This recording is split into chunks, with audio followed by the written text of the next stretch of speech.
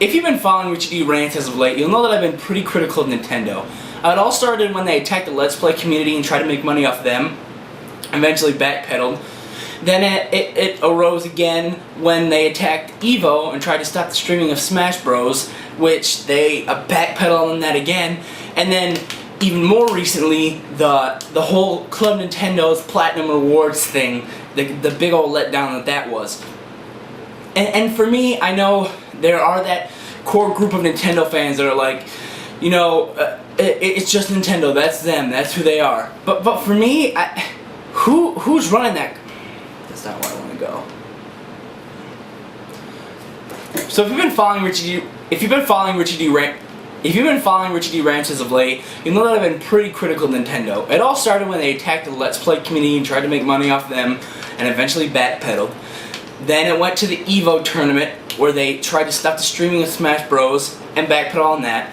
And then more recently, where they gave us pretty lackluster rewards for the Club Nintendo Gold and Platinum status. And it just for me, it adds on to that. What's up with Nintendo's image right now?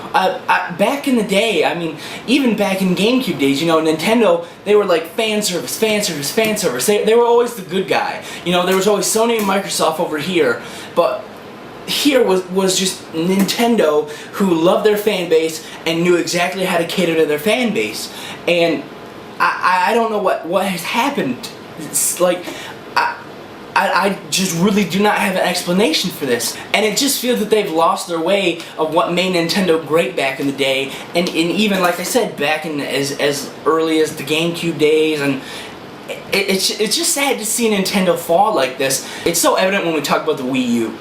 And I know there are that hardcore group, and it's a small group, people, don't try to tell me otherwise, that are just in love with the Wii U, and they're in love with what they're doing, and they're standing there waving the flag saying, 2014, you know, this is what we came here for. And it just, guys, let's just be honest, put the fanboyism aside. We should have seen Mario Kart. We should have seen a 3D Mario. We should have seen all that year one. You know, and I understand, you know, these games take 2 or 3 years to develop, but these are all first-party games. You know, Nintendo had their hands on this technology already. There is no reason for these games not to come out year one. Or, you know, we're almost, what, year 2 or 3. And it's just really sad to see what's happened with the Wii U so far. This whole release date thing, that's another thing that was really bugging me. We got, yeah, 2014. I understand that. But when in 2014? Are you talking early 2014? Or are you talking holiday season 2014? Because then that's a hell of a long wait, guys. That's making your Wii U users and Wii U owners even more alienated and have to make them wait even longer for great games. And, you know, I used to make jokes and laugh about Wii U owners, but honestly, it's just getting to the point where I feel bad for them, because you drop that much money on a console and you at least expect the first party people, especially when it's Nintendo, to back you and give you great games. You know, every 3 months, every 4 months, you know, get a great game from Nintendo, whether it be a Luigi game, a Mario game, Mario Kart, whatever. And you know, it seems that Nintendo has shifted their focus solely on the 3DS. And as a 3DS owner, I mean, I'm not complaining, but you really just missed the boat on the whole Wii U thing, Nintendo. And there's a lot of people, even people that I've seen on my Twitter and just the internet in general, you know, that Wii U has just been sitting there collecting dust. And, you know, that's not good for your name, Nintendo. And I just don't understand what has happened with them to make them so different. I remember back when I was younger, my buddy had a GameCube, and you know, whenever I would go to his house, he would have new games and new games and new games, and they were all first-party games. And you know, these games were great, no matter if they were even a Mario sports game, like that Mario Strikers or whatever that series is called. But you know, there were so many different iterations and just different IPs from Nintendo, and it just seems that, you know, they haven't done that with the Wii U, and that's really just really sad. And I understand that maybe they're not putting their all into 2013 because the PS4 and the Xbox One are coming out. But you know, honestly, that's a piss poor excuse, guys. You know, there's people that put the 200, 300, even more if you buy external hard drive, you know, into your console, and you're gonna say, you know, we're just gonna back off until 2014 because it's smart for our business. No, that's just okay.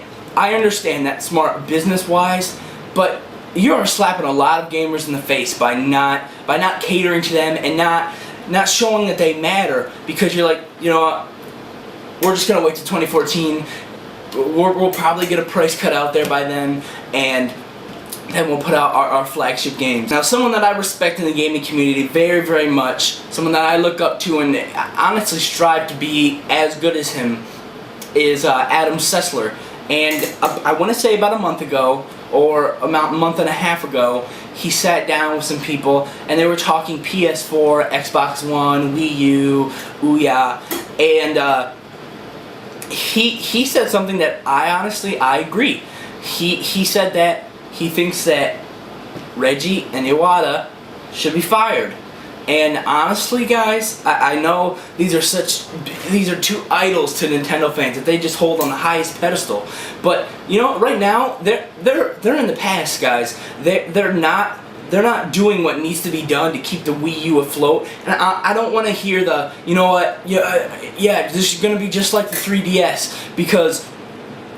You know, give it a few years and then it's gonna rise to the top. No, it's not. Okay, I understand the 3DS had the PS Vita, but that's the only competition that thing had. You know what? There wasn't any huge competition against the 3DS.